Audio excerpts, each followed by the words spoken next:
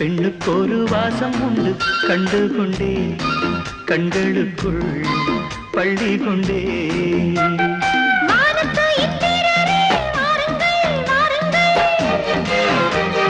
பெண்ணுக்குள் என்ன இன்பம் கூறுங்கள் கூறுங்கள்